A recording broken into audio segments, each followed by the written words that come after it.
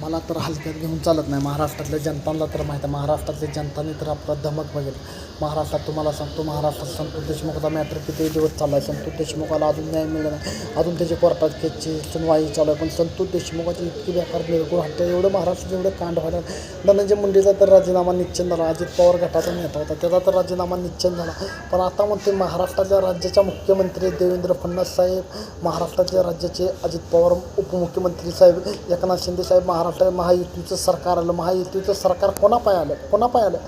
संपूर्ण महाराष्ट्रात आपण योजना चालू केली. माझी लाडकी बहीणमधून संपूर्ण महाराष्ट्रातल्या लाडक्या बहिणीनं भरून मतदान दिलं. मग त्यावेळेस लाडक्या बहिणीच्या आशीर्वादाने प्रचंड बहुमताने ह्यांची सरकार बनवली. सरकार बनवल्यानंतर तुम्हाला सांगतो, मग त्यांच्यात अजित पवारच्या घटातल्या नेत्याचं नाव यायला लागले, धनंजय मुंडे, परत वाल्मिक कराड, ही सगळी इन्व्हॉल्ट आहे ती. पण तुम्हाला सांगतो, त्या संतोष देशमुखाची इतकी बेकार निर्गुण हत्या झाली, इतकं बेकार कांड झाला. महाराष्ट्रात कानून कायद्याला काय सुविस्ता आहे का, राहिली का नाही? एवढी गुंडगिरी, एवढी हुकुमशाही वाढल्यावर एवढं कसं काय व्हायचं तुम्हाला सांगतो.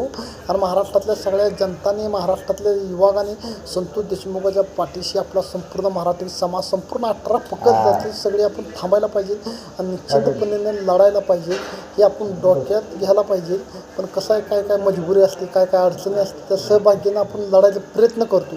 आपण प्रयत्न केल्याशिवाय मार्ग आहे का आपल्याला? लढायला पाहिजे. जय हिंद, जय शिवराय.